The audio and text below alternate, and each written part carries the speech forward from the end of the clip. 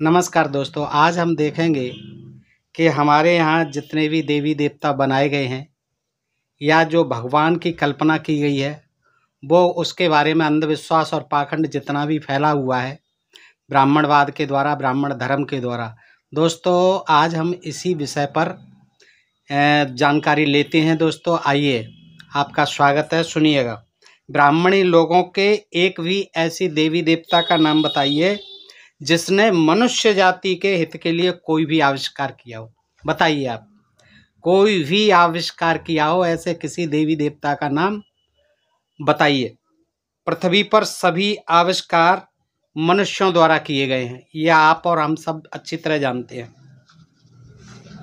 कागज चक्के यानी पहिए, खेती, बड़े बड़े घर, बंगले, हवाई जहाज, कंप्यूटर, फ़ोन, मोबाइल्स, गाड़ियाँ, समाज निर्माण, धर्म निर्माण, मंदिर मस्जिद, मूर्ति निर्माण और अपने चारों तरफ मनुष्य के सुख सुविधा की जितनी भी वस्तुएं दिखाई देती हैं उन सभी का आविष्कार मनुष्य के अथक प्रयासों से हुआ है और गुणगान किया जाता रहा है। ईश्वर और देवी देवताओं के चमत्कारों का आविष्कार किसने किए हैं? जितने भी आप देख रहे हैं विज्ञान के जितने भी आविष्कार हैं वो सब हमारे द्वारा किया गया है, मनुष्यों के द्वारा किए गए हैं। लेकिन गुणगान किसका किया जाता है? भगवान का, तमाम देवी देवताओं का। और एक भी ऐसा आविष्कार नहीं है जो कि किसी ईश्वर, भगवान और देवी देवता द्वारा किया गया हो। ईश्वर, भगवान और देवी देवताओं की रचना ही मनुष्यों द्वारा की गई है। किसके द्वारा की गई है? मनुष्यों के द्वारा। किसकी रचना? ईश्वर, भगवान और देवी देवताओं की रचना ही मनुष्यों द्वारा की गई है। वे मनुष्य को क्या दे सकते हैं?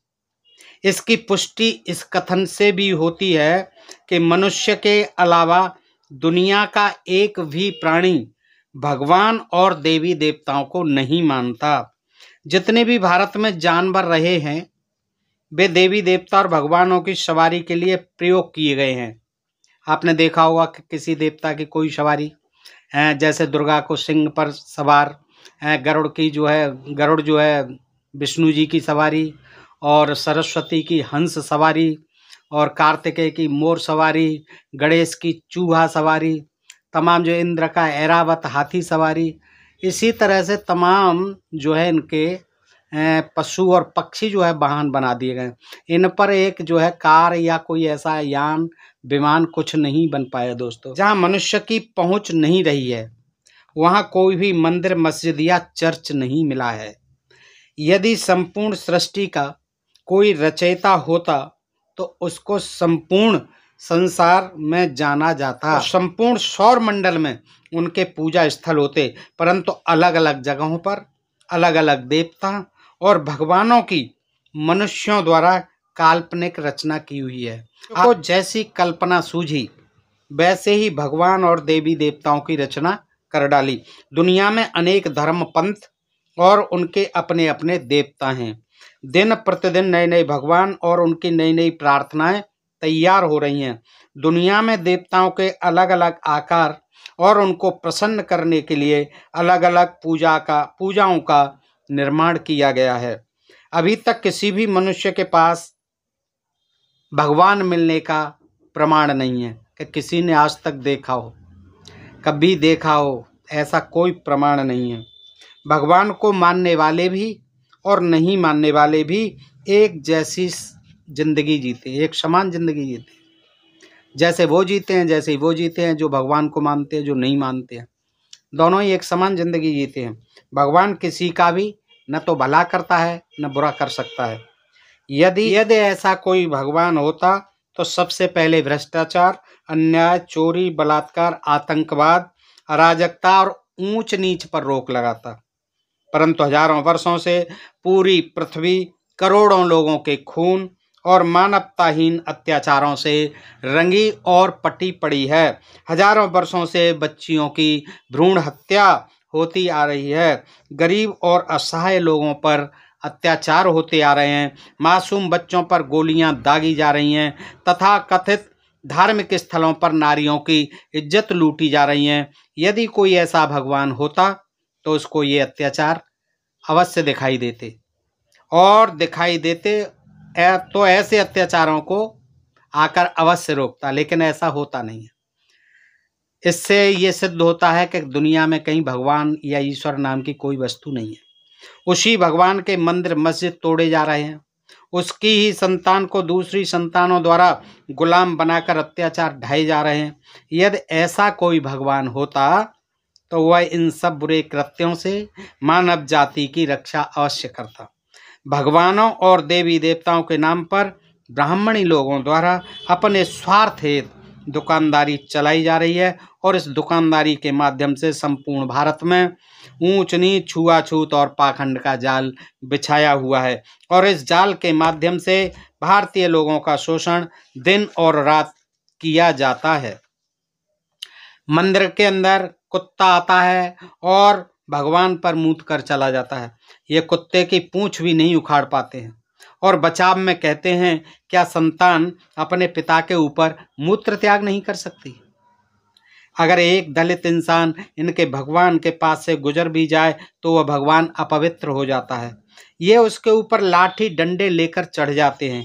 एक चूहा अथवा बंदर आता है, इनके भगवान के भोग अर्थात भोजन को खाकर झूठा करके चले जाते हैं। ये उनका एक बाल तक भी नहीं उखाड़ पाते हैं, और कहते हैं कि ये तो भगवान के रूप है। अगर एक दलित आदमी इसी काम को करता है तो ये उसे काटने को, मारने को, पीटने को दौड़ पड़ते हैं, और उसको नीच, दुष्ट, अधम और न जाने कैसी कैसी उपाधियों से नवाज डालते हैं। ये धर्म के ठेकेदार एक पत्थर के पैर स्पर्श करने के लिए अपना धन और समय दोनों गंवाते, एक पत्थर के पैर स्पर्श करने के लिए अपना धन और समय दोनों गंवाते हैं, और अपने आप को गौरवान्वित महसूस करते हैं, जबकि एक इंसान के देखने और छूने मात्र से ही इनका अमंगल हो जाता है। ये नरक के भागी हो जाते हैं।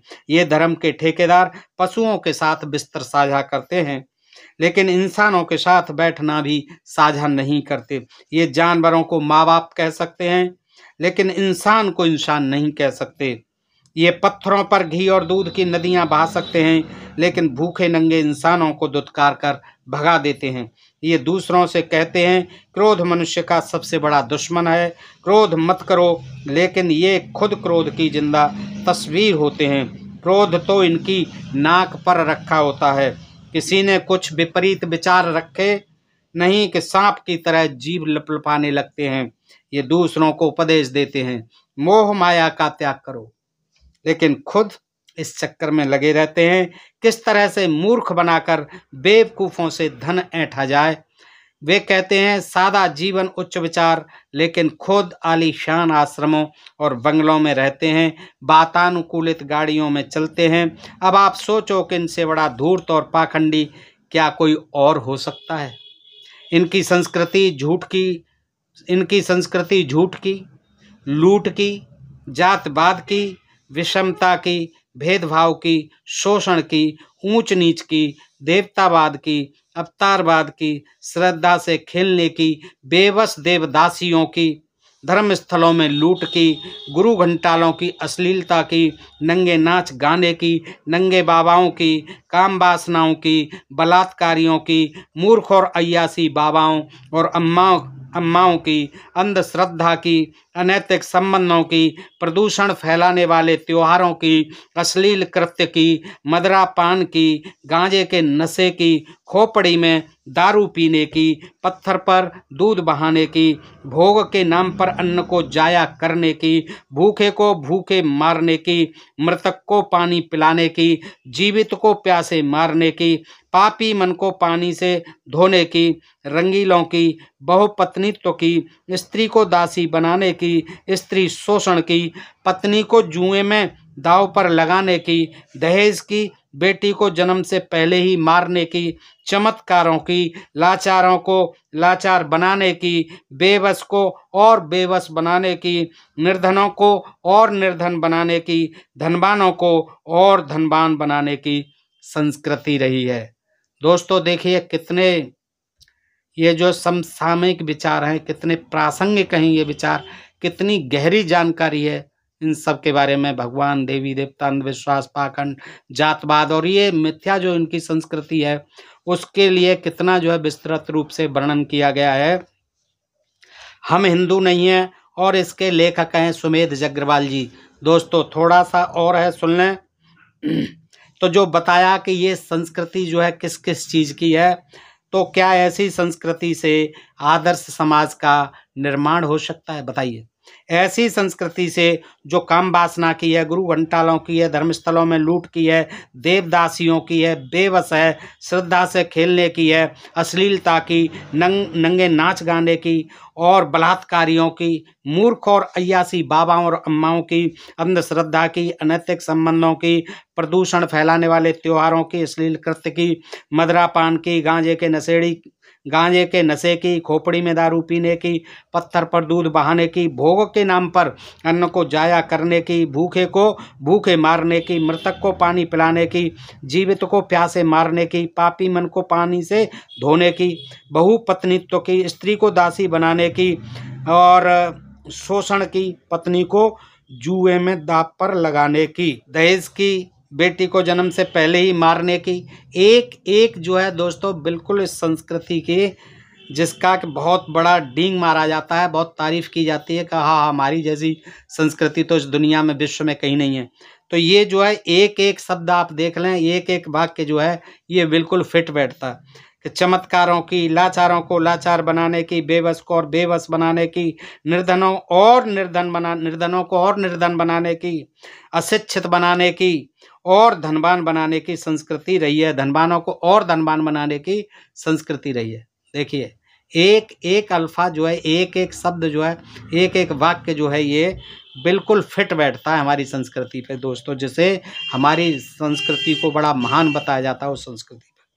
क्या ऐसी संस्कृति से प्रश्न उठता है, क्या ऐसी संस्कृति से आदर्श समाज का निर्माण हो सकता है? क्या ऐसी संस्कृति से भारत देश महान बन सकता है?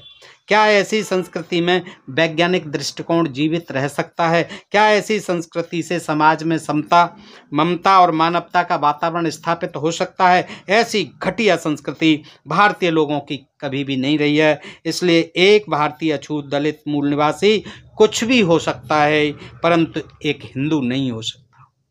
ये भेदभाव, ऊंच नीच, जातवाद, छुआछूत, इतना सारा जो है भरा हुआ है इस देश के अंदर, जिसे एक बड़ी संस्कृति कहते हैं, बड़ी गौरवमयी संस्कृति बतलाते हैं, महान संस्कृति बतलाते हैं और उसको हिंदू संस्कृति भी कह देते हैं। तो दोस्तों इस लेख से और इस जानकारी से आपको ये ज्ञात हुआ होगा कि आज के युग में इन चीज़ों को देखा जाए और जो कहते हैं कि ये हिंदू, हम हिंदू, हम हिंदू, तो ये जिनके साथ होता है, ख़ास तौर से जो शूद्र वर्ण के लोग रहे हैं, जो SC ST OBC दलित कहलाते हैं, आदिवासी मूल निवासी कहलाते हैं, वो हिंदू तो कदापि नहीं हो सकते, क्योंकि उनका हर तरह से पग पग पर शोषण इस ब्राह्मणी धर्म में हुआ है और ये सब जानकारी इन्हीं शास्त्रों के माध्यम से हमें मिलती हैं। दोस्तों बताइए जानकारी आपको कैसी लगी? अच्छी लगी हो तो अपने मित्रों में अधिकाधिक शेयर कर दीजिए। जिन मित्रों ने अभी तक चैनल को सब्सक्राइब नहीं किया है प्लीज़ कर लीजिए और